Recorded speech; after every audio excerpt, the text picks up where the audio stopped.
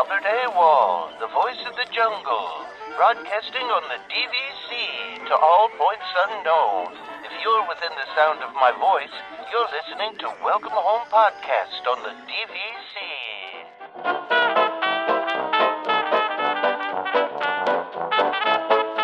Hello and welcome home. This episode of Welcome Home is brought to you by DVC Rental Store. Thank you for joining us on episode 337 of Welcome Home, a Disney Parks and Vacation Club podcast. I'm Tom. I'm here with Trevor, or Kevin, as I accidentally called you before the show. Oh no! Please don't. I don't know what's going on. I know. It's a weird thing. You said that you have a weird thing where people just call you Kevin, which I didn't know about until I accidentally just called you. I don't even know why I called you Kevin. It's weird. And everyone does it, and I've never gotten a good reason why. It's just people think my name is Kevin for some reason. So. All right, Kevin. Well, okay. Well, listen, you're going to laugh at this, Trevor, but we have a lot of listeners actually in my area because I think there's a lot, and I don't know, we've got Carrie from DVC Resale Market's going to join us in a second here, and I don't know what the breakdown on this is, and maybe Carrie can tell me, but I feel like there's a lot of DVC owners that live in the Southeast because you're like a drive. You're an easy it's close drive. Enough. Yeah. So like a lot of our listeners, are in this kind of area. They're down here and all, I mean, most of the United States is affected by this insane storm. And so we're just dealing, with the potential of a really bad storm here. So I'm recording this before the bad storm is getting here in the hopes that I will still have, I can get this together tonight and still get it out on Monday if I don't have power. So, so that's what we've been dealing with. We're getting ready for a big storm here. It's crazy. Yeah. But enjoy your cold weather. Yeah. I mean, this is just a Tuesday for Trevor. So, I mean, we just came out of minus 22. So, it's warmed up to a nice -9 today. So. Yeah, that's like t-shirt weather almost. I still can't get over the other day when you said, "Yeah, it's been unseasonably warm here. It was 0 degrees today," and I'm like, "What? How is that unseasonably warm?" It is. It is for this time of year. I mean, it was like 78 on Christmas here. That was unseasonably warm. Right? It's all about perspective. Yeah, exactly. But we should introduce our guest, who really shouldn't need introduction. Carrie has been on our show a bunch of times, but it's been a long time. Yeah. Hi, Carrie. Welcome back to the show. Well, thank you so much. I'm so excited to be here, and Happy New Year.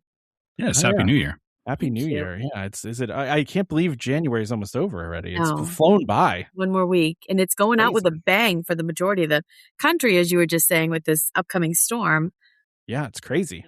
Yes. I know. No, I'm so excited to be here, and thank you, for having me back, and just to, enjoy always the banter with you two, and just sitting down with really great friends. We were talking about the storm. The majority of my family's up in Boston, and I was just saying how, they're all saying, don't call us this weekend because it's going to be 85 and sunny on Sunday here.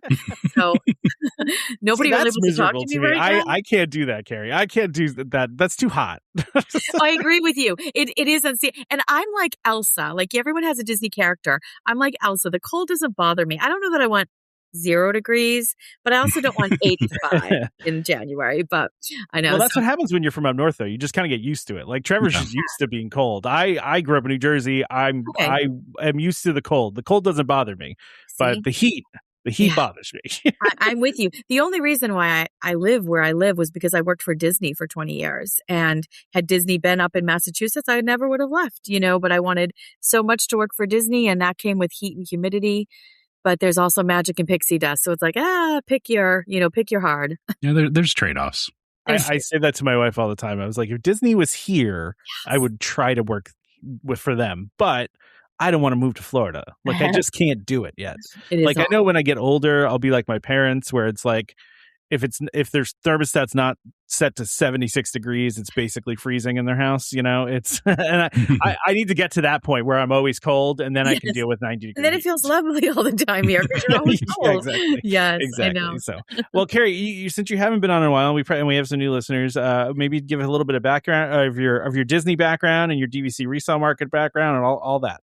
Yeah, I'll make it really quick, but I'm Carrie McPherson. I come from Boston originally. I spent more than 20 years working for the Walt Disney Company directly. I came down on the college program a million years ago and just fell in love with the company. My sister did the program too, and we grew up as Disney kids. So we weren't DVC. We weren't a DVC family, but we loved the Wonderful World of Disney on Sunday nights and coming to the parks and Disneyland and things like that. So Disney was kind of in our blood. My mom was like a Mouseketeer in the 50s, so it just kind of ran deep. And when we knew you could actually work for the company, my sister, who's older than I am, she did the college program. And then I followed suit and came down and did that. But then I came back to the company in 2000.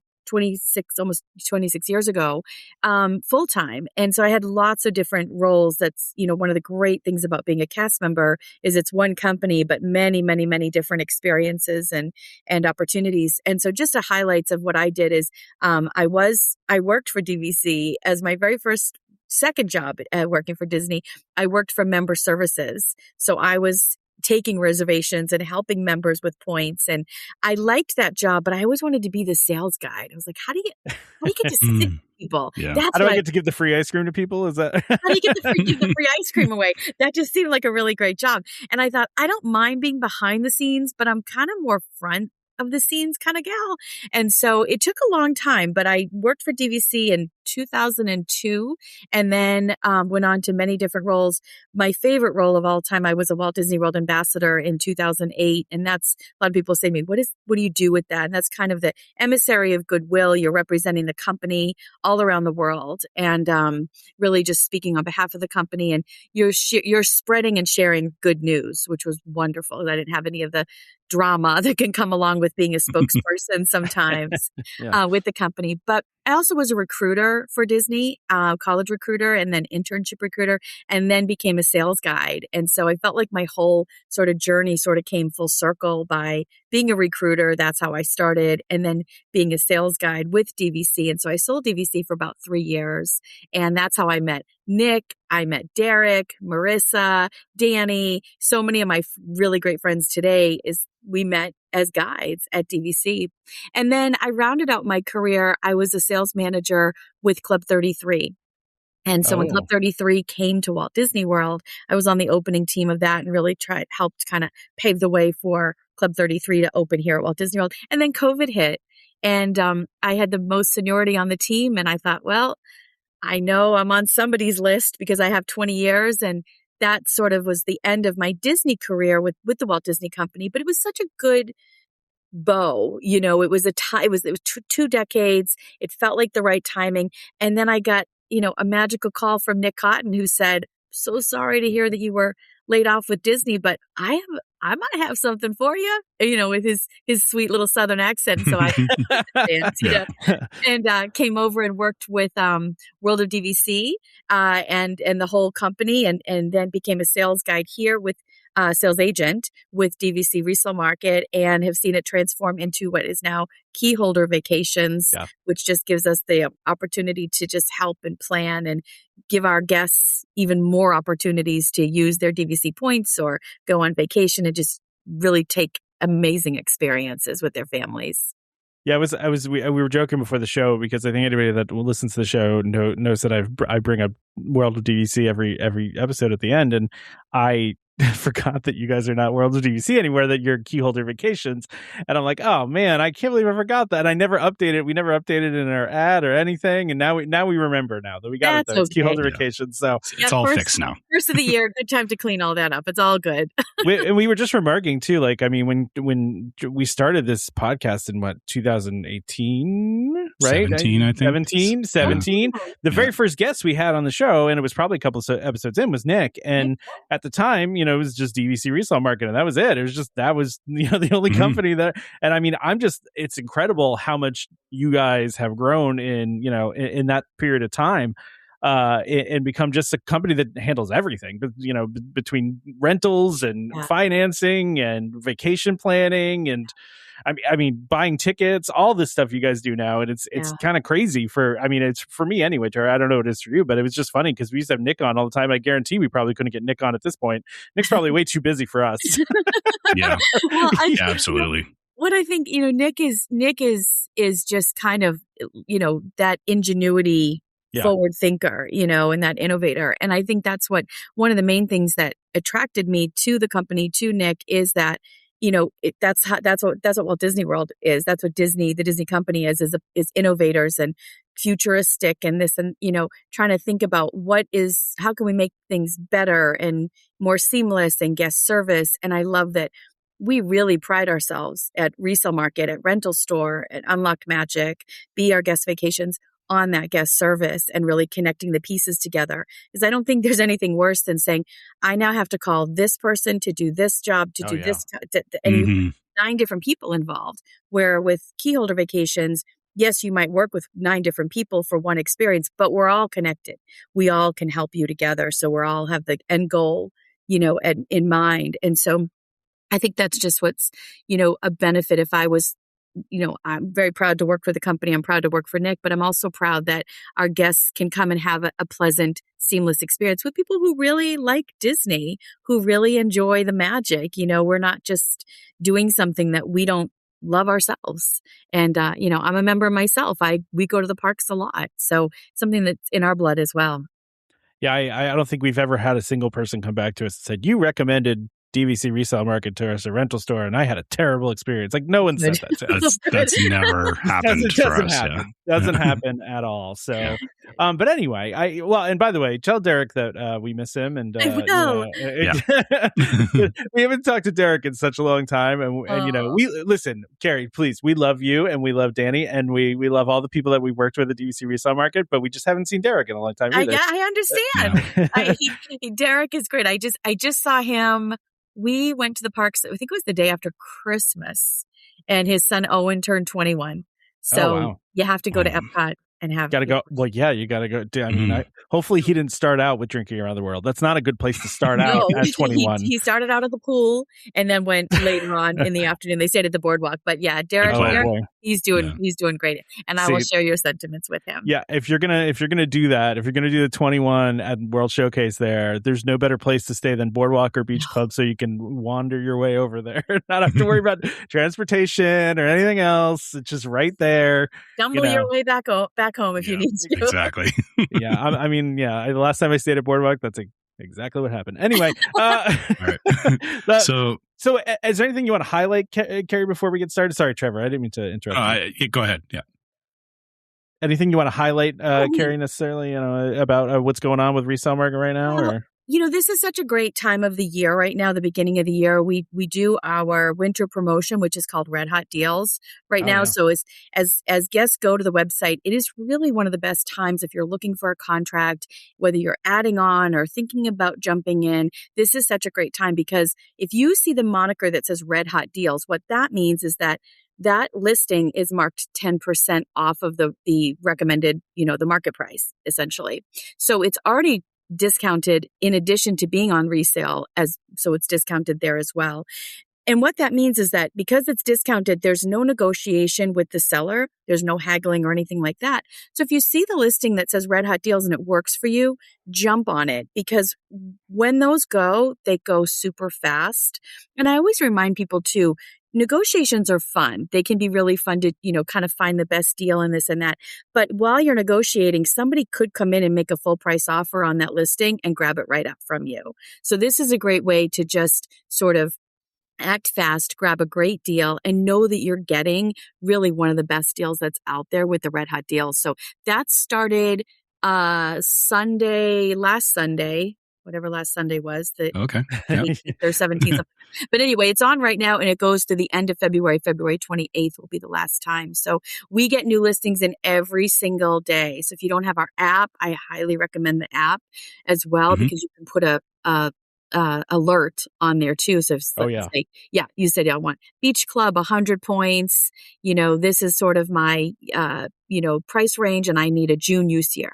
If that contract comes up, it'll alert you on the app. So that's how I ended up with my last resale contract. Oh, is it really? Yeah. Oh, yeah. I had an alert in there for a while for an Animal Kingdom 100 to 120 points. Yeah. What's my use year? April or March? I forget. Whatever it is.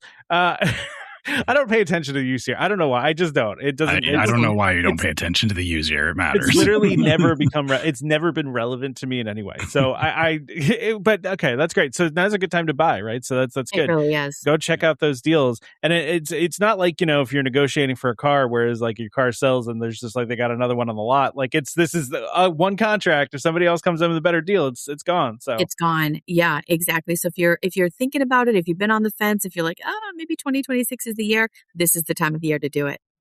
Great. Makes sense. Yeah.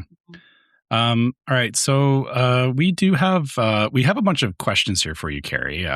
So if it's all right, we're just going to start going through them because we want people to, or we want to try and get your insight on things that are going on in the market and yeah, just what overall what looks like trends happening right now and everything. So I guess we'll just start with what is the state of the resale market right now? Are you feeling it's a buyer's or a seller's market? And do you see any trends with like specific resorts or anything going on? Yeah. So the trend I would say right now is listings. We do need listings. And you think about that red hot deals right now. If you're a seller and you're thinking, this is a trend I'm seeing. I have a contract. I want to sell this contract to buy this contract. I have been seeing that more and more. So I have a guest out in California. I'm trying to keep their resort straight. They have they have a Polynesian listing. Mm-hmm. Live in California. They want a Grand Californian contract. Oh. So they sold their Polynesian to buy this Grand California contract. And then the buyer of their Polynesian wants to sell her Aulani contract to buy the Polynesian because she's relocated. It's this whole big puzzle. So I'm seeing a lot of that where people are selling because they're wanting something else. And I think a lot of times sellers don't think about that. They think, well, I'm stuck with Beach Club or I'm stuck with Grand Cal, but I live on the West Coast now or I live on the East Coast. It's not a swap where it's just an easy, swap something over. It is a transaction. It's a deed. It's, we've got to go through some steps here. But that's a big trend that I'm seeing as well, versus people just selling their listings and just kind of being done with Disney. Disney also in the resale market, when we see more of the listings come up, that's when we'll see it, kind of turn into that seller's market. Right now, it's a little bit on the soft side. So we definitely do need more listings. And they'll come. They typically come the beginning of the year as well. That actually answered the next question I had was, do you think the trend of low resale inventory is going to continue? Because I know I was reading on your site in December, you guys had like a incredibly low inventory. It seems like it's picked up a little bit, but Yes. do you think that's going to continue? Do you think are people just hanging on to their contracts more or, what's going on there? Yeah, I think it will pick up. I do. I think the beginning of the year is usually when we see kind of that wave, that influx of buyers and sellers. People kind of go, we used the analogy earlier that we're cleaning out our closets right now, whether to stay warm if you lose power in the storm or for me just to kind of purge and just sort of start the year anew. And I think, with listings and whatnot, I think families are going, are we using it? Are we going to be using it in the next 5 to 10 years? Or do we prefer something different, or do we want to, instead of having this big contract, do we sell that and get a smaller contract because we're not using it as much? So I think that when we see the trends, this is typically the front end of the year is where we see a lot of that uptick. People have sat around their dining room tables for holidays and gone, is this the year we buy DVC? Is this the year we actually have our big family reunion and, spend 500 points on a grand villa? And so I do think that we will see that trending back up again. 500 points on a grand villa. I spent 100 points on a grand villa for one night at Bay Lake for the Christmas party this year, Carrie. And I felt really weird about it. I don't know if you knew. I did a Polynesian bungalow. Oh, Trevor's going to do that next year. He's going to want to do it. It's on our to-do list. Yeah. Oh, I did it for one night and I did it for my 50th birthday and it was spectacular. It was, and now any June that comes around, all my friends and family are like, where's your birthday this year? I'm like, well, it's not in a bungalow. But I got to spend that many points on a bungalow again, but yeah, I'm worried once we stay there that it'll be hard not to stay there. It's very hard. It is spectacular. It is. There's just nothing like it. It's you. Even though it's close, you're close to your neighbors. You still. We felt like we were the only people in the world. I mean, it was just awesome, and the fireworks. It's cool. Yeah, it's spectacular. I'm looking forward to that. So yeah, glad to hear it. You'll have to let me know what you think of it. For sure. DVC is a life ruiner in that way because in a good way, right? Because like once I've talked about this many times, we never stayed deluxe, right? Before we bought DVC, we always stayed at value resorts because we were just like, we're never in the room, like whatever, who cares? And then on my honeymoon, we stayed at Animal Kingdom. It was, for our honeymoon, we were like, let's stay at Animal Kingdom. And then I think we literally walked through the door and we like looked up at, at Animal Kingdom there. And I think my wife turned to me. She's like, "We can't go back now." She's like, "We can't go back to value now. We just can't do it." And then that turned into DVC, and that was us at the Grand Californian years ago. Yeah, another really special place. You can't. I think with DVC, I never call it a timeshare because I feel like timeshare is kind of like. You just kind of use it and move on. Yeah. It really is vacation ownership. It's membership. It's a community. And I'll tell you, for me, just the heart of it, you could do all your spreadsheets and whatnot and everything. And I'm sort of analytical, but I'm definitely more an expressive personality. But for me to see my parents, who's given us so much in our lives, sit on the balcony with a cocktail at the Polynesian bungalow with my friends and family in total relaxation, it like gives me goosebumps because I'm like, that, and my birthday's in June. It was on a Friday. So, I mean, and it's the first day of summer. So I'm kind of screwed all around because it's expensive. It is. Not on a value season. It wasn't on a Monday. And somebody said to me, what would this room normally say? This would be about $4,000 a night. Yeah. Yep. And there's no way I would pay that. No. I just used my points. Yeah. It was, the heart of DVC is just like it's just huge. Yeah, go ahead, Trevor. I was going to say, I know you said you're an expressive person, but our next question here actually is a spreadsheet question. Way to go from super positive to the I know. We just finished having that amazing conversation, but we need to talk about. We're going to talk about an elephant in the room, as you said earlier. So can you provide some details about the new fee for resale contracts that Disney has, and also? Follow up to that, how do you think that will impact the resale market? Yeah, that's a great question. And it's a very fair topic. It is the elephant in the room that people don't want to talk about, and it would be easy, I think, for us at Resale Market to just say, "Oh, we don't really want to talk about that fee." But here's the reality of it: the fee it's no joke, right? It's not pocket change. We're not all walking around with $500 just in our back pocket, but it's a fee that is very well known and very common in this industry that Disney has never done. And so I look at it as they're catching up. They caught up to the industry standard. And when you think about Disney, a lot of times I think people want to say, myself and my family included, do they nickel and dime everything? This to me didn't feel like a nickel and dime. It felt like there is a lot of work in the back end for DVC to record the deed, transfer the points, and get everything sort of where it legally needs to be. And in order to do that, there is a big sort of push on the back end of whatever team is doing that with DVC. So I don't look at it as just a frivolous fee that Disney's charging. I look at it as an admin fee that has always been there in the industry, and now Disney's charging it.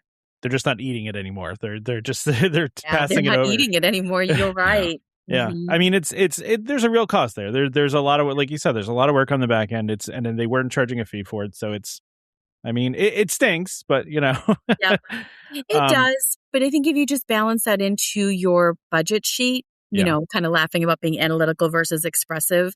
My expressive side can justify anything, basically. My brother-in-law, who's very analytical, he's a bank examiner, so he is to the penny. He would say, that $500, what are we getting a value out of that? Well, maybe the value is in the safety of knowing that this team is totally dedicated to transferring these points correctly, transferring all of the points correctly, what's banked, what's borrowed, what's been, what do you have available, and then recording the deed accurately, securely and efficiently. I think that's all part of that $500 fee as well.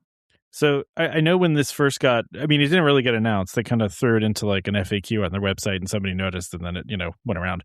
But there was a lot of questions as to whether this was a buyer fee or a seller fee so where did we land on that? Who has to pay for this fee actually? Yeah, that's a great question. It's a buyer fee. It is the buyer fee because the buyer's the one receiving the new deed. The buyer is the one receiving the new points as well. So if you look at it like annual dues, the seller wouldn't pay $1,000 on 100 points that they're not going to use. The buyer does. And so the seller is relinquishing the deed over, but the buyer is receiving it. So it would be a buyer's fee. Do you think this is going to disproportionately affect small contracts now? And I don't know in what way it affects them, but small contracts now it's a little bit more easier to swallow when you're buying like a 150 point contract, because it's just, you're already paying a lot of money. But with these smaller contracts, I wonder how that's going to impact the pricing on them or even just the availability of them. If people are going to list less of them or, I don't know. I'm just curious to what your thoughts are on that. I mean, just my own opinion on that. I don't think so. Small contracts are still rare to find. DVC starts at $150, 150 points, not $150, 150 points. If only it started at $150. It's like you can't even get through the door for that. We'd be in line buying more points. But they start at 150 point minimum. And when I was a DVC guide, you could start, I think the lowest was 50 points. You could become a member at 50 points. And I think for members, the lowest you could add on was starting at 25. And so now you've gone from 50 point to become a member to 150. So those small contracts are still really rare and hard to find. So when you do find them, the majority of our contracts that are on our website that are smaller are usually going to be full price offers only because they are so rare. So if you see a contract, look at the bottom, it usually will say full price offer, meaning that the seller's not going to negotiate. But I think to your question about will the $500 deter somebody from listing a contract or buying a contract, I don't think it would deter anybody from certainly listing it because that's not their fee. From buying it, again, I go back to you have to look at what are you getting from it? Is it just a frivolous fee or is it something that the industry has been doing that Disney hasn't been doing? And I hope all of us, and I say this for myself too, kind of have amnesia as the year goes on a little bit that we sort of forget about the $500 fee. It's kind of like the baggage fee. Like if you used to fly Southwest, there was no baggage fee. Now all of a sudden you're paying $35. It stinks, but they kind of caught up to the industry standard. But it is what it is. Yeah. That's understandable. I would hope it would make the ROFR process a little bit faster too. I don't know, maybe. That's a really good point. I don't know if any of that money goes to the ROFR team, and what they're doing, but that's a really good point. We have been seeing ROFR come back very, very fast. There you go. Maybe they're using some of that fee to get more people in there to make ROFR a little faster. Right. That actually feeds into our next question, though, about buybacks. Though, like Trevor, I don't know if you want to. Yeah. Well, yeah. I was kind of going down that same line too. Is we've seen that buybacks have picked up this last year. Do you think that trend will continue going into 2026? Yeah, we've saw such a turn in ROFR this year. It was really, really incredible. If you look on our website, Paul Krieger puts out an awesome report every single month. I mean, we as agents just devour it because there's so much good information. You can see really the top 4 resorts that are ROFR'd, and I think it's Grand Floridian, Old Key West, Grand Cal, and Animal Kingdom. Or the 4, that have been ROFR'd the most. And as it's a bummer for the buyer when their contract does get bought back. It's like, I always hate sending that email, but I always remind buyers too, it's not such a bad thing. That's adding value. We want to see the ROFR, monster kind of come out and buy back some of these contracts and whatnot. I think personally, I do think it will continue. I don't know that we'll see a surge necessarily this year like we did this year, but maybe it will sort of maintain at where it's at right now, where we're seeing some of the top 4 resorts that I just mentioned continue to get bought back. We saw resurgence 2 years ago, I think it was, with Polynesian. Yeah. We're not seeing really any 'Cause- Polynesian. Well, yeah, I would assume that was largely because of the tower and people trying to get in there. Yeah. Yep. It was exactly because all of a sudden we saw all Polynesian was just going crazy one May, and then it just stopped. Yeah.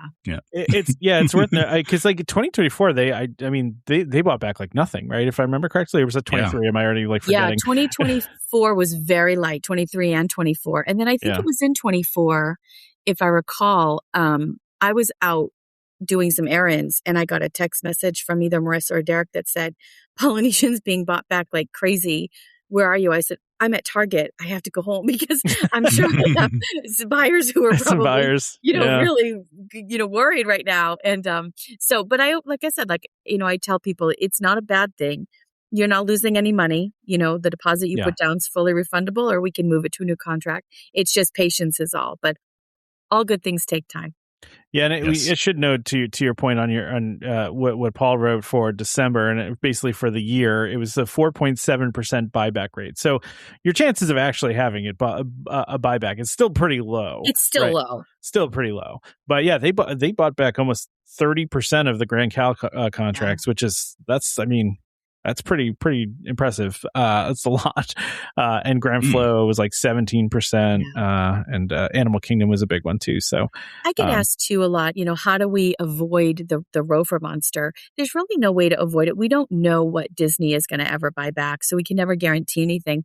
But what I do tell people is the stronger your offer, the closest to the asking price, agreeing to all terms, the closing costs and the annual dues, that does help. Doesn't certainly guarantee, but things like that are going to help, maybe not get as swept up as some of the others.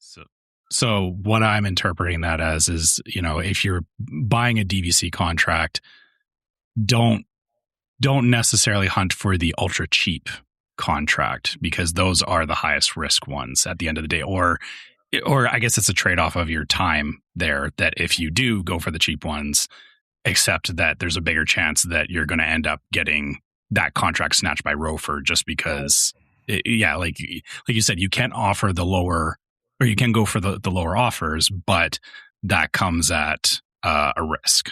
So that makes sense. You have to do the seller first if you're going to offer really low too. There's that part too. They may not even accept your offer if you may not try even and do accept that. it, right? Yeah. But the stronger the better.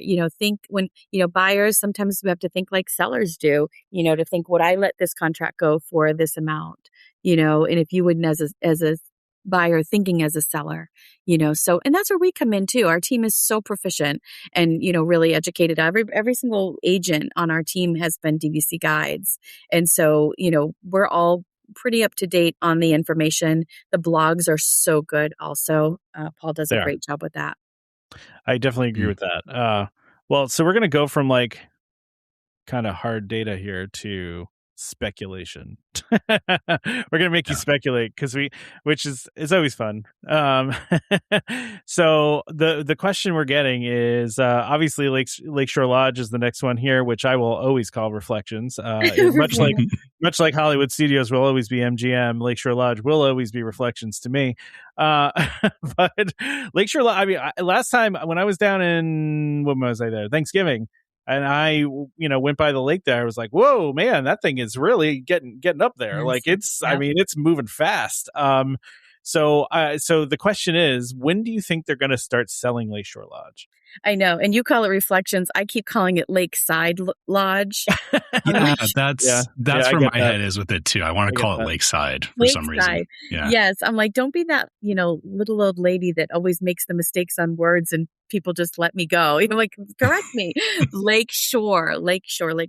So Lakeshore Lodge, we drove by it too. We did a firework cruise over Christmas. And so the captain took us by. I could not believe how massive. Did you see? It's huge. Huge. It's insane. It's insane how big that resort is. I don't know. I mean, we've seen like pictures and stuff of it, and like what the layout's going to be. But like when you actually see it in person, you're like, man, that thing is massive. It's it huge. Really is. I think we see it a lot from Wilderness Lodge, and it's like, oh, yeah, that looks right. But then it goes on and on and on. So I think, typically sales start about 12 to 18 months prior to the resort opening. So depending on when it opens in 2027, we may see it we may see sales start in 2026. No, early 2027. I have not heard anything other than that, however. To make you feel better, the original name was Reflections, a Disney Lakeside Lodge. So thank you. Yeah, it was Reflections dash a Disney Lakeside Lodge. So you're kind of good on Lakeside. It's just, if you want to keep calling it that, like I said, I'm going to call it Reflections. Right. That's what I'm going to have them try to put that on the contract when I buy there. I'm just kidding. It's interesting to me because Disney still has some inventory there, right? Like Riviera is not sold out yet. No, Alani's never going to sell out forever. I mean, I don't think if it ever sold out, that would be kind of crazy. Yeah.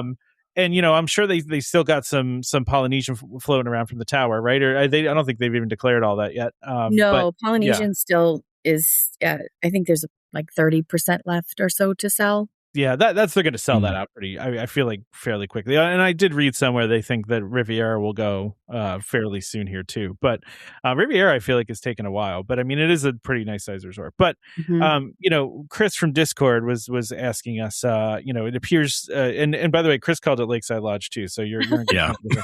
I'm making friends left and right over here with this. I know it. Lakeside Lodge appears quite large. How much additional DVC capacity do they see Disney needing to meet, they meaning you, needing to meet DVC demand? And I think it's an interesting question because, like I said, we have all those resorts that are there already that are selling, and then now we're going to have another one coming online in the next 6 to 10 months, whatever that might be. But do you think that they need to keep building these to keep up with the demand? I think there's such a great demand for DVC because of podcasts like yours, of the community. I do. That's not just a friendly plug. Like, I really do. I think the community of DVC is incredibly strong. And when I see new members come into DVC who sort of have been, peering from over the fence at the community of DVC, and then they get involved with the social media and with the podcasts, then they really feel like, my niece always says, our generation uses this word too much. Tribe. You have found your tribe. But it's kind of true. It's like you speak the same language versus, people, when my family says like, oh, we're going down to Disney, they get a free pass because they're like, oh, they're just going to visit Carrie. But how many Disney adults does their family go, you're going to Disney again? But us DVC people, it's like, where are you staying? You get excited. So I think that the community of DVC keeps the demand really high. What I personally wished Disney would do is, I love all the park expansions and things like that. I think that that's really important to continue to change and move forward. I just wish there was a new park coming. I wish there was some place to have people who come to DVC. The parks do feel a bit overcrowded a lot. Yeah. And so I think for that reason, you continue to build DVC resorts, which is great, but you've got to have a place for people to go. And whether that's another water park or another theme park or something, because I don't see the demand of DVC slowing down.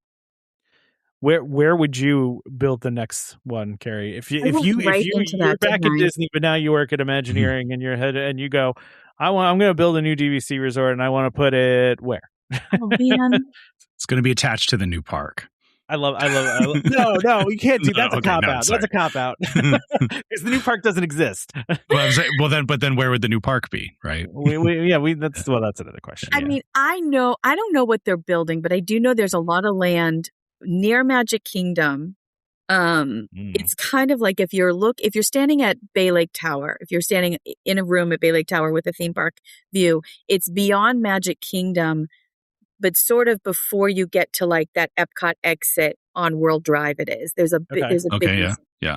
I could be completely wrong on that, how big that is, but I always thought it would be so cool. And this is, and now I'm down a real rabbit hole. No, that's what we do. That's perfect. We love that. Okay, we love this. Yeah. We love this. It's the best. I would have left Magic Kingdom alone. I wouldn't have done. I wouldn't have taken. No, yeah. I loved Rivers of America. I think it's quintessential Magic Kingdom. It's just, but I understand the love of Pixar and Cars and Villains and all that. So I think a Pixar park, a Villains park would be amazing. Something Okay. like that, and it doesn't have to be massive. It doesn't have to be an Epcot or an Animal Kingdom. It can be a Hollywood Studios size park, but someplace, keep Hollywood Studios more of the movies, the magic of the movies and things like that, the behind the scenes, and then build something where Pixar Place at Hollywood Studios, there's so much you could do there, and it's jam-packed in this little tiny place. But to be able to like expand, Andy's backyard and, the Incredicoaster that's out in California, bring that here and, right? Like with monsters coming. And I just think that there's so much imagination with Pixar, and then you've got so much love of the villains, which is so fun because it's Disney's kind of like, Disney's not always known for thrill rides, but you can do something kind of thrilling and really creative and imaginative with the villains. So that's what I would do, and still continue to build DVC, and still continue to do those special things for the DVC members, but.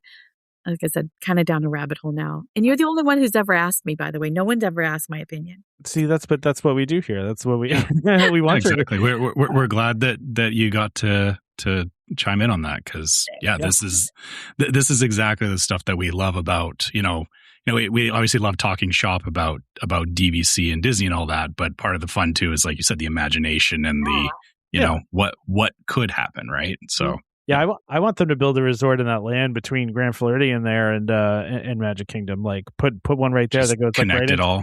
Yeah, that goes right into Villains Land. Like have it be right there. Like you mean like a villain theme resort? How cool would that be? I mean, how cool is that? Right? Yeah. There's a whole piece of land there. There's just a whole bunch of woods. Put it there. You could walk into Magic Kingdom. Magic Kingdom. We need another like Bay Lake where you're so close to the resort that you could just walk in. You need to understand how the Grand Californian operates, Tom. Like it would, yes, like Carrie, right? Yeah, it's like that's a whole other level of like literally. I've actually stayed. My room was right above the exit into California Adventure once when we stayed there. It wasn't a DVC room, but like that, I walk down the stairs and in the park is like that's an insane feeling. So. We need that. We need a resort like that in Florida. I wouldn't be shocked if they do try to build another Magic Kingdom area resort as they build all this new stuff in the parks, because but the Magic Kingdom resorts they can charge the most for, right? So that's and you're talking about like right next to the park, that's going to be one of the most expensive, if not the most expensive. So that's location. It doesn't get you're in the heart of Disney right there. Exactly. We did have one last question from Chris here that I think you missed that, Tom. I just skipped over. Sorry, Chris. So again, just back to contracts. What type of sales movement are you seeing on contracts that expire in 2042? Because we do have, there are some contracts that are getting older and that has been, I know it's been like conversation for a long time about, what happens to these contracts. Are you seeing any different behaviors around buying and selling of those? It's such a great question. And we don't know what Disney's going to do with the 2042 contracts. We probably won't know for some time either. We can speculate, on what they'll do.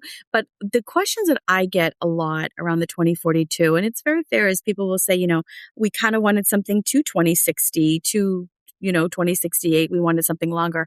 I don't know that the length of this is just, again, my opinion. I don't know that the length of the deed necessarily matters so much. If you're looking for the best deal, a deed of, 14 to 16 years, you're going to find a better price per point than on a longer deed. The sweet spot is kind of that Saratoga Springs, Animal Kingdom. They're in the 2054, 2057s. But I think, the 2042, you can still get so many really good deals. I wouldn't worry so much about the length of the deed. If you're going to come to Disney, even for 10 years, and you say, my kids are, 5 and 7, they're going to be 15 and 17 in 10 years. You're still going to use DVC. You're still going to use your points. You're going to break even. You're still going to save money. And I can't ever foresee Disney saying, oh, well, the deeds are up, we're done, and turning them back into resort rooms. I just don't see that happening. So I don't know we don't know what's going to happen, but when I look at, somebody saying, price per point, I have a budget, we have to have 200 points.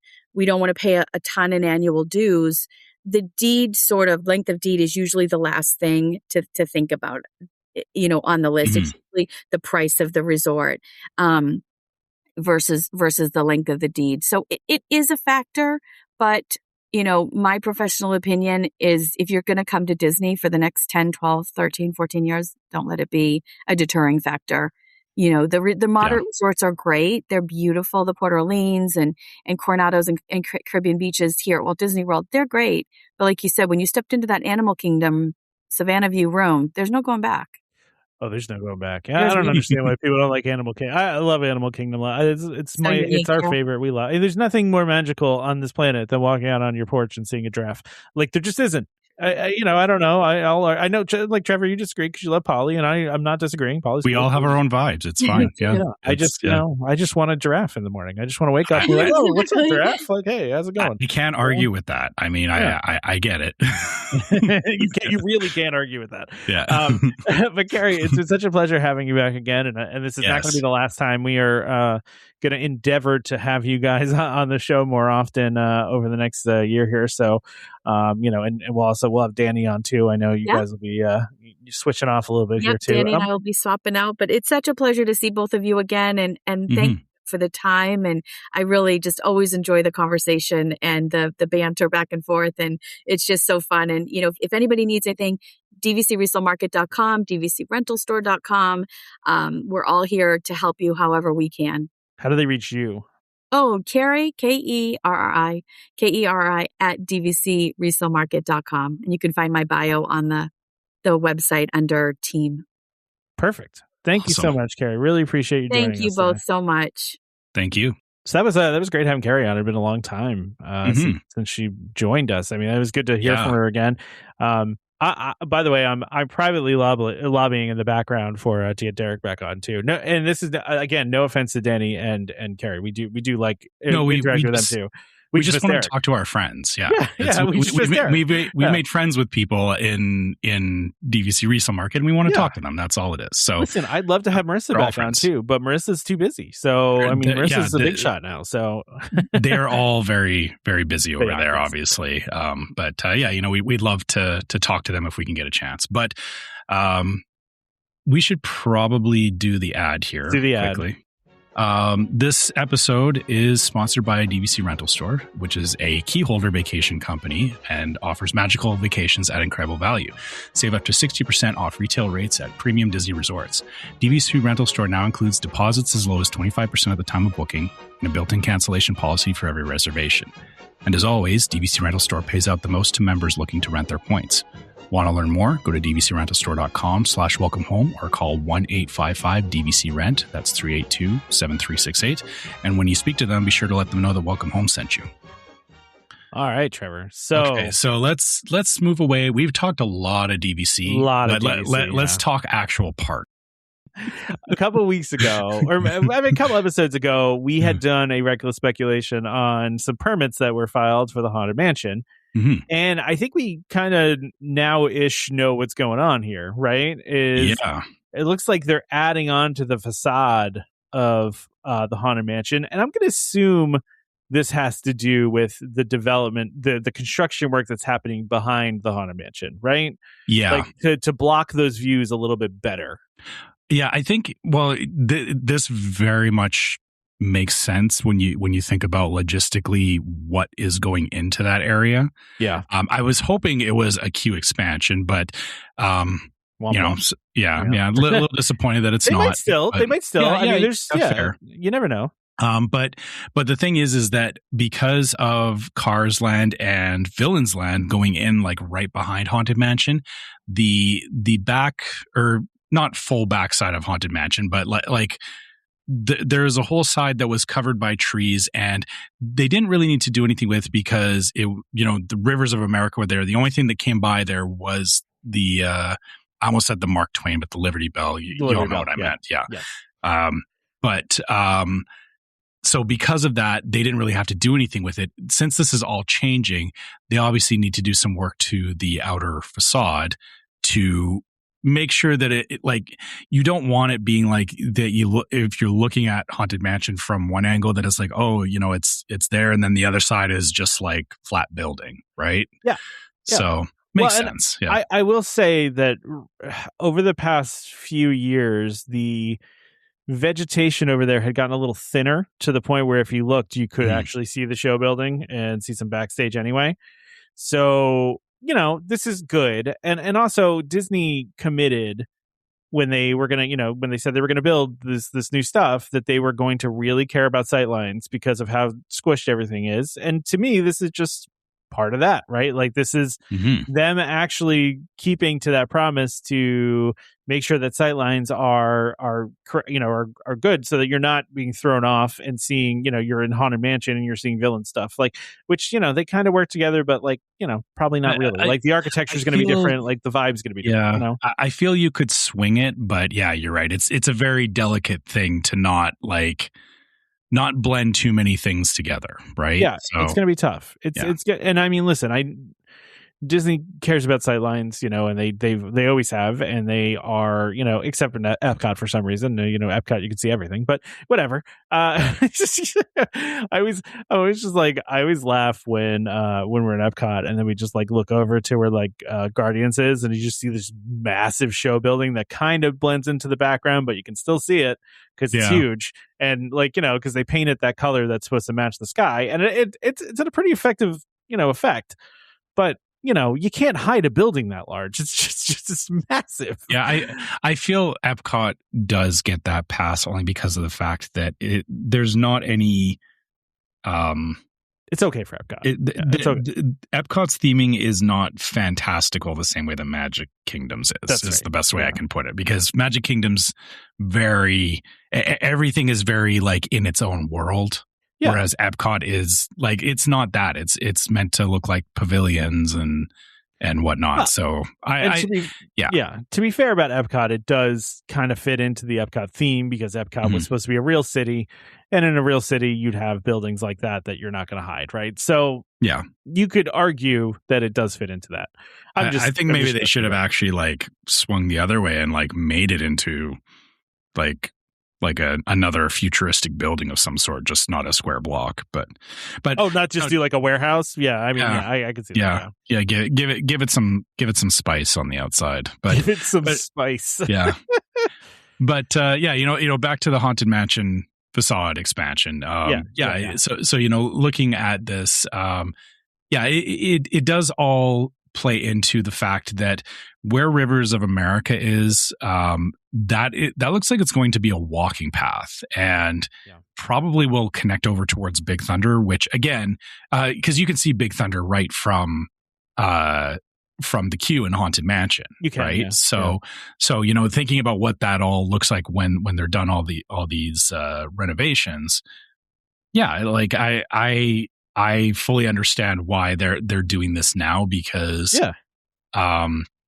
the weird thing is that Haunted Mansion, just by the nature of it, we've looked at like satellite views and stuff before, where it's like the front of it very much gives that old Victorian mansion thing, but it does a really great job of hiding its show building, which is quite massive. Yeah, it's big, but this is exposing more of the side where the show building actually is, which I'm wondering what it'll look like when it's done, or if hopefully they do it in such a way that it doesn't have the same problem as we just talked about with Guardians, where it's like, oh, like here's this cool thing, but also like ignore the big square behind it, right? So ignore the big square behind it. Right. Like ignore the man behind the curtain. That's pretty much what they're trying to do here. I remember when you remember when Star Cruiser first was a thing, and people were like had a great laugh about how the transport for the Star Cruiser was basically just like a van, like that they like decked out. Yeah, like cute van. Yeah. But and it was like, what do you think? Like literally all of Disney is facades with show buildings behind them. Like that's what it is. Like there's Yeah. everything is like that. It's, you know, you would be very disappointed to walk on the outside of the actual haunted mansion, which is, you know, a warehouse. Like that's what it is. You just have to be okay with that. Like, you know, I see what you're saying, but okay. Counterpoint to that. No.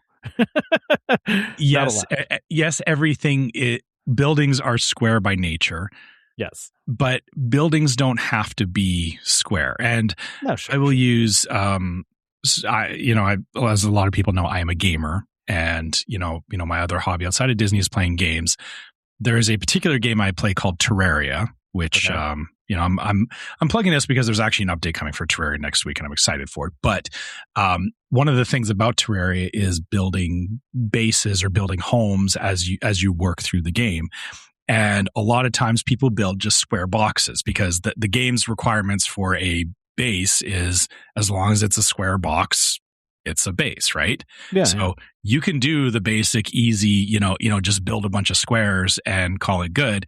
But the game has tools for you can actually make like interesting angles. I've seen like full like mansions built in the game and stuff like that, which are, incredibly impressive. Disney, I feel, needs to take yes, they can build just standard like boxes, but this is going to be a little bit of, I guess, my Disney entitlement is that I feel that because you have an entire, fleet of Imagineers at your disposal, I feel there's a bit of an expectation that they should do more than a square box. Sure, is my feeling. But you're not seeing it though. You don't see it though. But that's what I mean. Is that it's it is still a square box at the end of the day. But as long as they're hiding it appropriately, my only concern with this is that now that we're kind of getting into it more, it's like these renovations are going to expose things that were hidden before, and I just really hope this facade expansion is one thing.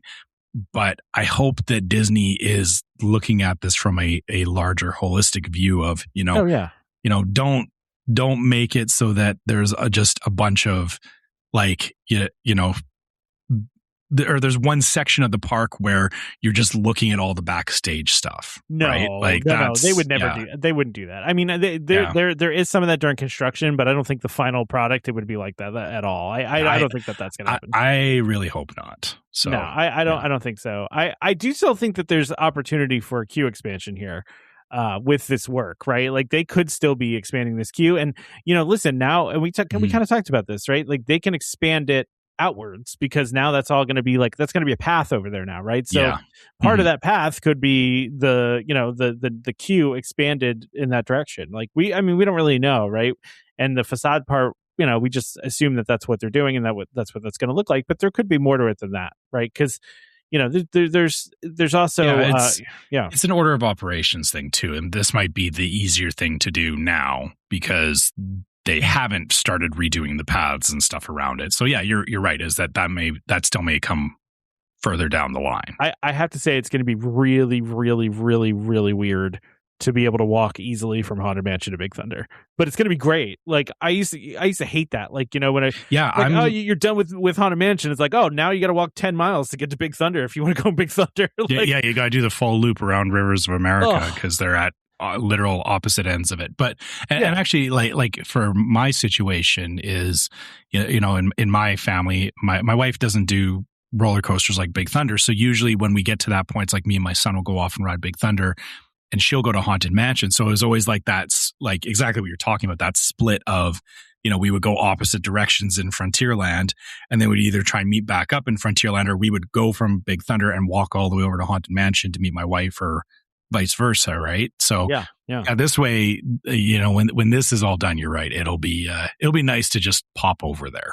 That was honestly, it was so sorely needed to have a different way to get to, because like Big Thunder just always felt detached, because you just had one way in, one way out. It was a dead end. And that's actually like when they closed down the railroad, I was always annoyed because the railroad was like the only way to get out of that corner. Exactly. Wasn't like walking all the way back. So exactly. So, all right. Well, we'll have to see how that develops. But I mean, I think it semi answers our question, and you were right on the money with Q. I mean, it is part of the Q. But I mean, they are adding to the facade, so who knows what that's going to be. But yeah, I mean, it's it'll be interesting. I'll be interested to see how they blend in new stuff with the old decrepit looking, haunted mansion. So we'll have to see how that looks. Yeah, that's probably going to be hard tough. to. I mean, they do a very good job of weathering things. They do. Which,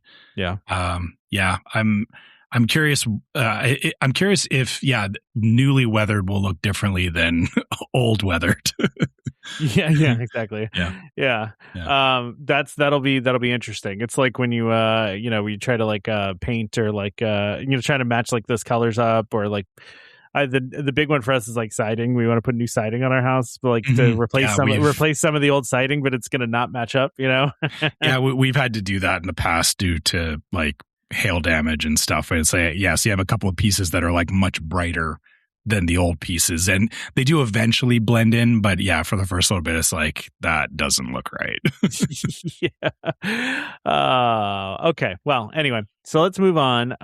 We just talked about the Festival of the Arts, and now we're already talking about the Flower and Garden Festival, because as we know, Festival of the Arts is a short one. It's a quick one, right? And so before you know it, we're going to be at March 4th here, and we're going to have the International Flower and Garden Festival, which I don't know if you've ever been to that one, Trevor, but multiple times. Yeah, me too. I've been to it a bunch of times, and I really like it. It's one of the. I mean, it's not food and wine, right? Like, but it's like the topiaries and like all of the flowers and like it's just a really, I don't know. When I think of Epcot, I almost think of it when it's in the flower and garden state. You know what I mean? Yeah, like, it's that whole like springtime vibe of it, right? Yeah, like you know, they have the butterfly gardens, like you said, the topiaries, the flower beds. Like it just really all like it just makes Epcot feel more more like Epcot. It's Epcot-y. Yeah. Which I actually, like, to that point, I think, the Flower and Garden Festival kind of highlights, when you talk about like how Epcot was supposed to be this like prototype community thing, Flower and Garden does feel like something that would be happening in a futuristic community. Right. So starting March 4th, running to June 1st, I thought it always ran further than June, but maybe I'm wrong. I thought it went like a couple of weeks into June in the past, but yeah, maybe they're ending it early. Wouldn't it? I wonder when Food and Wine is starting this year, because Food and Wine will be like September, right? I mean, last year late August, it was like September. shorter last year, right? Didn't we note that Food and Wine was oddly short last year? Am I making that up? I seem to remember that. Maybe they are shortening these up. I guess we could look at what the 2025 Food and Wine was. Yeah, I mean, in 2025 it was August 28th it started.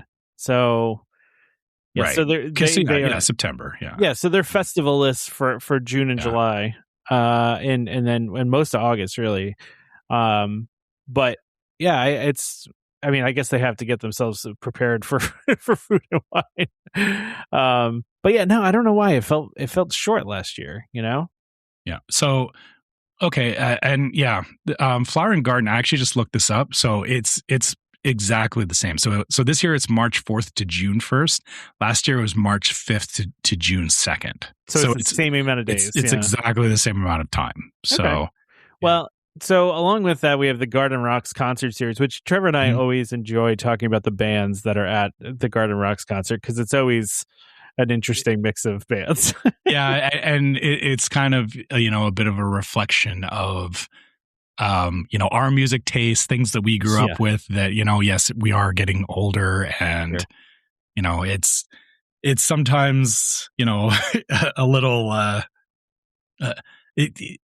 shocking when one of your favorite bands from your childhood is playing at Disney, which is, doesn't at Epcot. Yeah, it doesn't feel great. It's kind of the same. We've talked about like, how, hearing your favorite music in the grocery store is like, yes, not a good sign. Yeah, like I was on hold at the grocery store the other day. I was calling them for something to pick, for like a cake, and the hold music was on, and I was like, "Oh, that's another song from my youth. Like, why are they doing this to me?" Like, it's weird. But anyway, so they got a couple new ones, and then I'm not gonna lie, none of these new ones are all that exciting. It's not. You're not excited about the music of ABBA? But it's not ABBA, it's the music of ABBA, which means it's a cover band of some sort. Which I'm still fine with. I don't mind hearing ABBA. I like ABBA. Sure. I'm going to take the same stance as, Dipper did in Gravity Falls when he was listening to the episode where he was worried about being made fun of for listening to some song called Disco Queen, which was a rip on Dancing Queen. Yeah. Yeah. That's funny. Anyway, that's ABBA's music of ABBA's fine, even if it's a cover. I guess it depends on how good the covers are. But Then there's Simple Plan, Blue October, Billy Ocean. They're all returning. Then there's the orchestra, which is starring former members of ELO and ELO Part 2, which is hilarious to me because it's just an ELO and then ELO Part 2, and then the combined parts of that make up something called the orchestra. I'm wondering legitimately how, like, one of these times there's going to be a name on here that's just like a full paragraph, because it's going to be like so-and-so that was part of this, but did this for a little bit, but wasn't quite sure.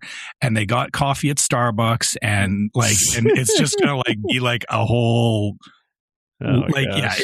it's funny how they're like splitting it so carefully of like, this is people from ELO, but it's not like, it's ridiculous. We're not setting you up for any high expectations here.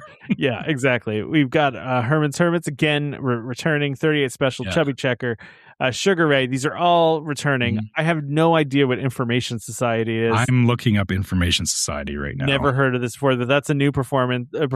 Rick Springfield, though. Rick Springfield returning. Information Society is a British band, it looks like. Okay, that feels like a British band name, yeah. Yeah, they're an 80s British band. I'm trying to see if I know any of their songs. Yeah. 80s British band. I don't remember them at all. Okay, but we got Rick Springfield, Berlin, the Commodores, all returning. Then some band called the Firehouse. Again, don't know who that is. Like, no clue. Returning still, though, Air Supply, A Flock of Seagulls, Plain White Tees. Love playing Epcot, man. They're like every year. Katrina, formerly of Katrina and the Waves. Okay. What happened to the Waves? I don't know. Like, apparently Katrina had a falling out with the Waves. the Waves crashed, I guess. Oh, bad joke. 98 Degrees are going to be there again, which amazing. That's hilarious to me. The Spinners. Okay. And then Josiah Queen, who I have no idea who that is. Now, this next new person, though, I do know who they are. I know who they are as well, because they were on... was he American Idol? Yes, American Idol. He was a winner of American Idol. Iam Tongi, I believe is the name. Yeah. So I looked this up on the internet, and it said that it's you say his first name like Iam, and then his last name is actually Dongi. It's supposed to have. Is how you're supposed to say it?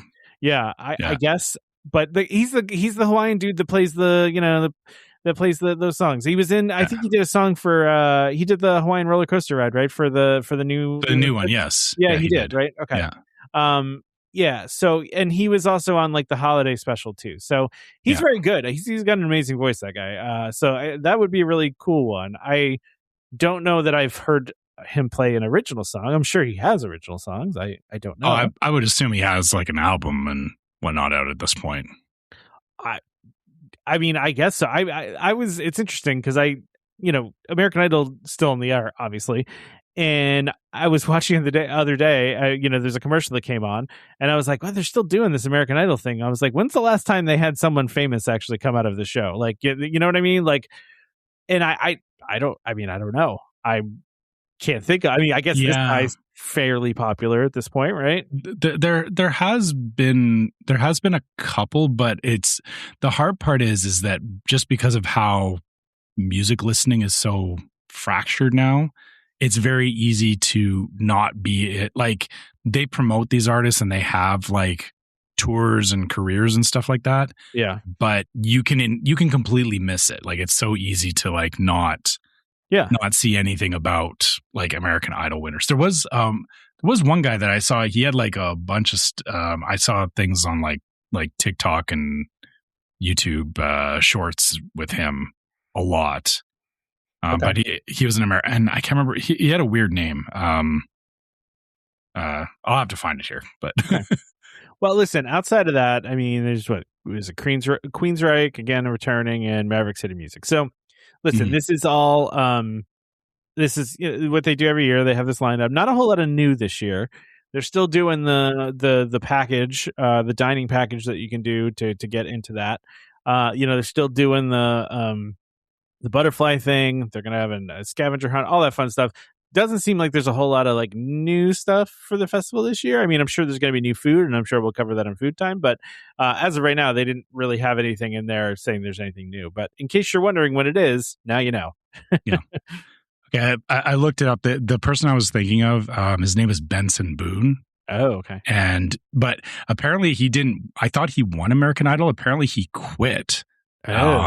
And because he went off and started his own music, which, turned out to go really well for him because, it was enough that, I saw him on like YouTube and stuff like that. So, you're right. American Idol is kind of a weird thing. It's right still now, a popular right? show, Yeah, but I feel like there's not that many popular people that come off of it. I feel like it's something where, people do it and, they use it as a springboard platform, but, I feel like whoever the winner is, there's kind of a weird, it almost feels like how like Disney Channel actors were back, or like, it's not quite a thing anymore, but there was a point where it was like, or I guess like, Britney Spears and kind of onward, where it was like, they would do the Disney Channel thing, and then that stigma of doing Disney Channel would kind of affect the rest of their career. And I feel like American Idol kind of does that for people as well, where it's like, oh, well, you won American Idol, so you're not like a serious artist or something, like, which is that's not fair, that's not how that should be taken. But that's how it always seems to come across, as like, people who win American Idol don't, or even like America's Got Talent and stuff. It's like, it's such a weird thing. And the fact that, I guess, it makes sense that, playing like Flower and Garden and stuff, we shouldn't be saying, if you're playing Flower and Garden, that there's something wrong with your career. You're washed up. That's not fair. I mean, it's just, it's just such a, like I said, it's an odd thing to be walking through a theme park and seeing like, a band that you idolized in your youth. 38 Special. Yeah. For me, it was Sugar Ray. It's like, Sugar Ray. Yeah. If I saw Sugar Ray, I'd be like, oh, like that's weird. The ones that crack me up are the ones that like are older bands where they don't even have like any of the original members left, or like have one original member. The rest of it is different. It's like, all right, well, because like how many original members does 38 Special still have? Any? Yeah. One, maybe. Yeah, exactly. Like it's kind of a, I don't know. The whole thing about, rebuilding the boat is it's still the same boat. Yeah. All right. Well, listen, let's move on here. I got some merch stuff on here. I don't really care about this Valentine's Day merch stuff because it's, I don't know, feels kind Valentine's Day is kind of a non-day. Yeah. We've never, or I guess, okay, in my relationship with my wife, we agreed very early on that I think we did Valentine's Day like once or twice, and then we were like, I don't need to like Valentine's Day is not a big thing. Rightfully, for people that want to celebrate it, perfectly fine. But we were like, that's not a thing for us. So it's funny though that Disney is like trying to. They're pushing a bunch of merch with like hearts and stuff on it, which I guess here's my question to that is, they got these like cute Valentine's Day plushies and, sweaters and stuff. Like,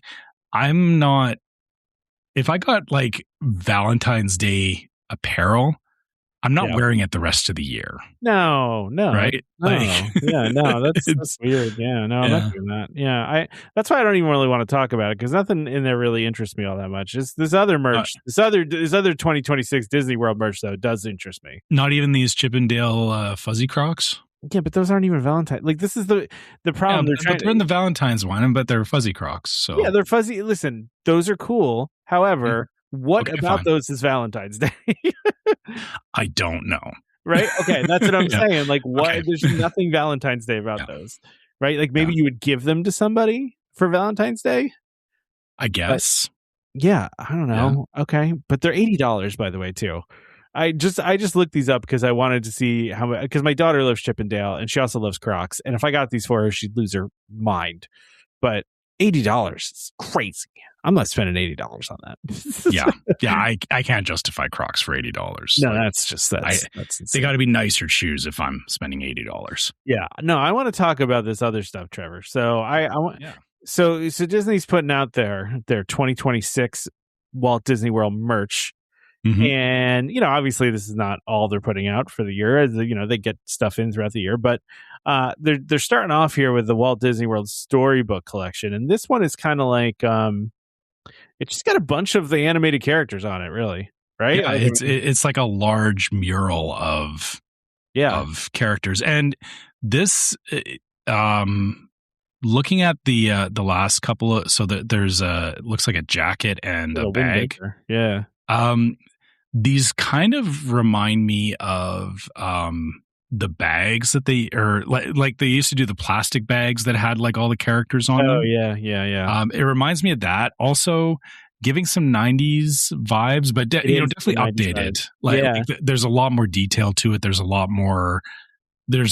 more going on in it. Like the more I look at it, it's like, oh gosh, there's so many characters in here. Well, and I like that they have, I just know, like, they have the hitchhiking ghosts in there. Like, that's pretty cool, right? Like, it kind of blended with the trees, though. I almost didn't see them at first. Yeah, I almost didn't see them either. And I mean, like, Maleficent's going around the castle. Yeah. It is interesting, though, to your point. It is updated, but it also somehow has a 90s vibe, and I don't understand why. Like, because it doesn't feel outdated. It's got, like, the 90s thing, but I don't know what's indicating that to me. You know what I mean? Like I said, I think it's because I remember that there was bags where it had like the character standing in front of the castle. I think that's what's giving it. Yeah, okay. is that kind of aesthetic. But yeah, this feels like an HD remake of 90s. Yeah, is the best way I can put it. When you get like the old movies that are like cleaned up and high def and all that. That's what this is looking like to me. Is that they took some old merch pictures and they've cleaned them up and are redoing them here. But yeah, like I said, I'm not bashing on that at all. I think it's a great aesthetic. Like this is the kind of Disney World gear that I would definitely forget go that for. Stuff, Trevor, because I want to go to the best park day ever. Best park day ever, yeah. Collection, because this one is stuff I would actually buy. Like, so the one, they have a shirt here that has like a bunch of the characters. They have the icons from the 4 parks. They have a monorail. They've got, Mickey, Minnie, and, all that. But then there's also one too of one of the vehicles of Main Street too, which is like a little sweatshirt, and it almost looks like Walt Disney World is stitched on there. Yeah, and that's a cool looking image. I feel like you don't see that all that often. That's unique for sure. Like having the characters in in one of the Main Street automobiles is it's a cool thing that this goes back to we've talked about Disney branching out beyond just the like Mickey ears on their merch, right? Like this is exactly it. Is that it's like, hey, it's still Mickey Mouse, but it's different. It has something interesting to it. Yeah, and we also of course have a Spirit jersey that's part of this as well, and you got some new ears that are a similar kind of style. There's also a sweatshirt that says "Most Magical Day Ever" on the back of it. Mm-hmm. So those are cool. But if we keep going here too, my favorite, Trevor, the 4 Parks collection. The 4 Park collection. Yeah, the 4 Parks collection is where it's at. Yeah. That's it. That's That is right it. there. Yeah, that is. I want multiple things in here. So I don't even know how to describe this, Trevor. It's like a really. They're almost like cartoony. They're like Epcot logos. Yeah, but they're the park logos for sure. And they're in a circle. Right. Yeah. And so there's they have the Mickey Mouse head, and in the middle circle is each one of the park icons, which, the Hollywood Studios one keeps changing depending. It's Tower of Terror. It's Tower of Terror now. They settled on Tower of Terror. That's fine. That's where we're at. Right. Yeah. But so that's on this sweatshirt, and it says Walt Disney World down the arm, and there's cool stitching on it. I love that sweatshirt. Also, they have a different sweatshirt too. And my wife has a sweatshirt that's similar to this that has it's an Epcot one. Yeah, it's a hoodie, and it's an Epcot one for the anniversary, and then inside like the lining has like a bunch of different stuff. But this one is similar. It has the 4 park icons, and it's stitched onto the back of it, and it says Walt Disney World. And the design is very cool. I really, really like it. Then go ahead. And then they show there's some Mickey ears and a magic band as well. The one thing I'll say as well is, beyond the designs of it, I like the color palettes that they're using. It's almost like it's not, I don't even know what the proper term it almost looks pastel, but it's a little more vibrant than pastel colors. So it's not like in your face like super bright and colorful, but it has some unique palettes to it, right? It does. Yeah. I love this design. I am going to end up buying something of this. Maybe this first hoodie on there. I'm hoping to see what else comes out of this. There's this backpack too, which looks to have an ear holder built into it. Is an ear holder built in, or they they have a set of ears like tucked in between the front pouch, and So that's not part of the bag. That's the ears. It says a backpack designed to hold your ears. Yeah. What? That's crazy. I mean, people do it all the time. People will figure out all kinds of ways to attach their ears to their stuff as they're walking around the park. So I just like that that's a custom designed backpack and not just an off the shelf. Like they actually put some thought into that. Yeah. Again, this whole collection is and this is even the whole collection. Like, I'm assuming we're going to see more. I would think more of this stuff throughout the years. But yeah, I like this 4 park collection. I would buy this magic band too. I'd rock this magic band. Yeah, yeah. That magic band is awesome. Yeah, and then last but not least, there's the castle collection, which is there's this bright pink sweatshirt with like an outline of the castle in gold. There's some gold ears with the castle on it. A spirit jersey. I mean, I guess you'd call that a spirit jersey, is it? I mean, the third one there, where it says Disney World's on the back and there's the castle and all that. The only thing that this collection has going for it is gold lettering.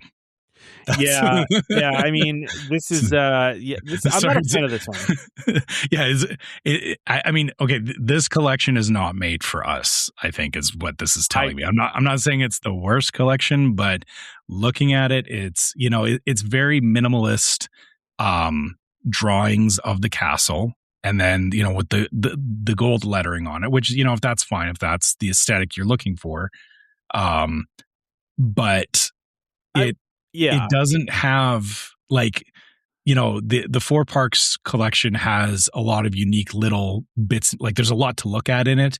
The best day ever, all the other collections are very there's lots of detail. This one is, I think it's the minimalist approach of it that is getting me. I also just, listen, based on the images that are here and the designs, it seems like it's a line that's a little more geared towards women and not for all. Not to say you can't. I'm just saying all of the models here are women. I mean, the spirit jersey could, it's... You could. I could figure out how to make it work if I really needed to.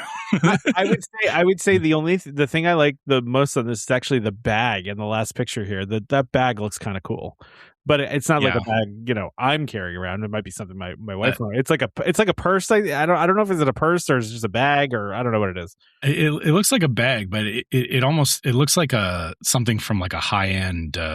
It looks like store. fancy. Yeah. It looks super fancy, and I think that's the thing is this is totally a valid aesthetic that if you're looking for Disney World but fancy, like this is it. But looking this next to all the other collections we just looked at, this one to me is not super exciting. And again, not for the fact that it's like, yes, it is mainly focused as, a collection for women.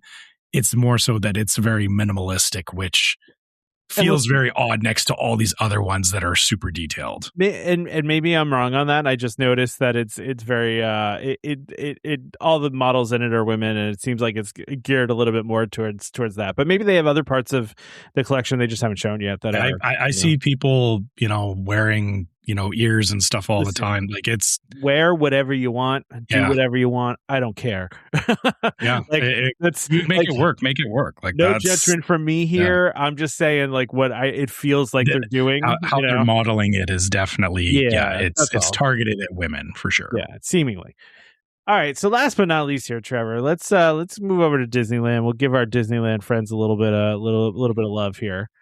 And talk about the Napa Rose restaurant at Grand Californian reopening on February 6th after a reimagining here. And I have to tell you, Trevor, I have dined in a lot of nice Disney restaurants, but this looks bougie, man. Napa Rose is bougie. It is very bougie. Like I don't know what it looked like before. I mean, I'm pretty sure I've seen pictures, but this looks really. Honestly, the aesthetic has not changed at all from, because I've been stayed at the Grand Californian. Napa Rose. It doesn't look much different, but there's definitely little elements and stuff that they've updated, like around the booths and lighting and all that kind of stuff. It is, like you said, it's a very nice restaurant at the end of the day. Trevor, please zoom in on the first picture and look at the hostess, and that's all I'm going to say. just do that. The 1,000-yard stare. She looks like an alien. What is going on there? Okay. I feel like he's gonna. I hope somebody actually sketched this and that they didn't just try to throw stuff in there with AI. Or take an actual picture and run it through that filter in Photoshop that makes it look like it's a painting or whatever. But who stands there like that? That's what I'm saying. It doesn't look right. It's concerning to me. It doesn't look like a human. Like they're like staring off into nowhere. Yeah, they've got like one arm on their hands on their hip, and they're kind of like tilted sideways.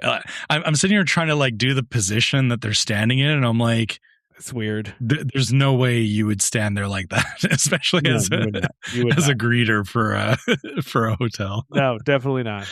So anyway, so they it's reimagined. It's available to book reservations starting January 27th. So if you're listening to this, you're pretty close to being able to do it. And then it's going to reopen on the 6th, like I said. It looks very, very nice. It looks really well done. There's some new menu items. Again, this looks too bougie for me. I think these menu items look fantastic. They do. I mean, it's just a little bit it's a little too close to Victoria Albert's, and like as far as like fanciness goes, and I'm just not comfortable with that level of fancy. I mean, wouldn't you want to have bone marrow custard? Or that sounds disgusting. I'm not. Or something called a laughing tiger, which I'm guessing is this first one with the striped. Is that what that is? Something. I'm not sure what that is, but it's got like the striped piece on the bottom. Yeah, I'm not even sure where the bone marrow custard is. I'm guessing it's the middle picture of the set of 3. Okay, so it's the little like crock pot thing that they or a crock that they opened. Okay, weird. I think the laughing tiger is the last one, right? So there's the smiling tiger salad. So this is a reimagining of that called the laughing tiger instead of the smiling tiger. Oh, okay, all right. I thought it was the picture up above, but yeah. Okay. Well, listen, these beef dishes tartare. Yeah. Okay. I mean, they're serving beef tartare. So if you know what, beef tartare is. it's that kind of bougie. Which it looks very nice. It does. It looks really good. It looks great, right? I mean, if you're staying in anywhere in the Disneyland resort, checking out Napa Roads is worth it. I'm not gonna lie though. This also seems like one of those places where I'd eat my meal and be like, "You guys want to go get some some other food?" Like, what I mean? So here's portions are so small, it feels like you'd still be hungry afterwards. Yeah, but so here is the thing about that resort is that from where Napa Rose is, you can very easily, like in 2 minutes, you're in California Adventure. Yeah. You can walk over to I forget the naming now. It used to be Pacific Wharf, where they had all the different food options. Like you can have a great dining experience here, and then you can go into the park and you can get corn dogs. Like that's what I don't want a restaurant where I have to eat after my meal. You know what I mean? Like have to eat again. I get what you're saying, but I also do appreciate that, these are, I get it. This is an experience. It's not, I'm not going here for a buffet. I'm going here for an experience. I'm a little more lowbrow than you, Trevor. So Wolf, like I would go and have this, then I'd be like, yeah, I'm still hungry. Let's go get corn dogs. Like, yeah, that's fair. Yeah. Oh, I said it again. Y'all know what's up with the corn dogs. So yeah. All right, let's wrap this up, Trevor. I think this has been a fairly comprehensive show. Yeah, we've been all over the place. Which that's what I meant by comprehensive, right? Yeah. We're just all over the place, but that's what we like to do. So yeah. I guess it's my turn to say things, isn't it? Yeah, it is. It is. You gotta. Yeah, that's. Yeah. Okay. So, I guess we'll start by mentioning our email address. So, as usual, if you guys want to reach out to us, you can always find us at welcomehomepodcast@gmail.com. We love hearing your trip reports, getting your questions, and all that kind of stuff. You can also find us on Facebook as Welcome Home Podcast. You can find us on YouTube as Welcome Home Podcast. You can find us on Instagram as Welcome Home Pics.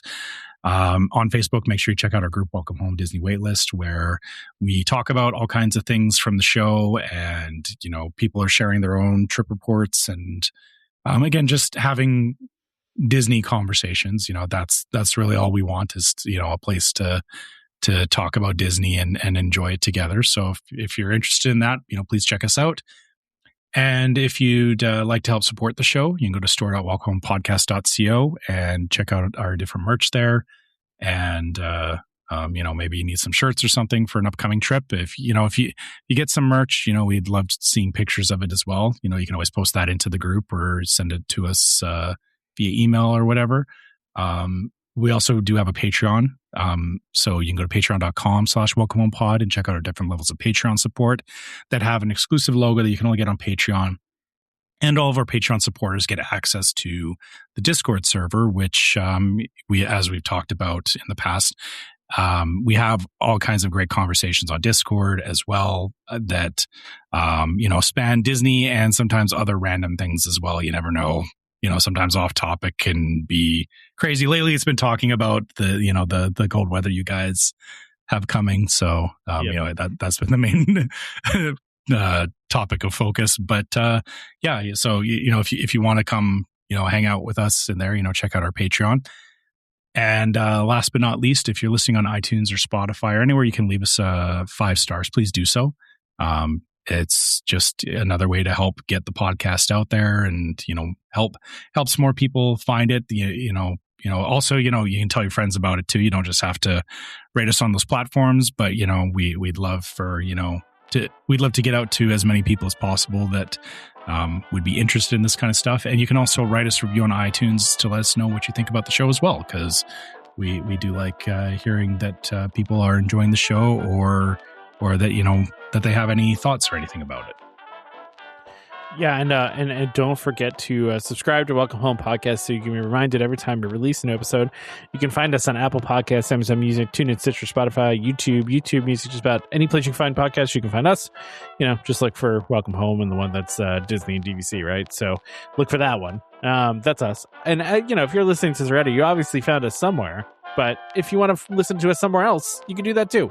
So huge thank you to, first of all, Carrie from DVC Resale Market for being here today, and also DVC Rental Store for sponsoring this episode. I've been saying World DVC for a while, even though they're Keyholder Vacations now. Apologies. But yeah, Keyholder Vacations. Check them out for like literally every Disney need you could possibly want.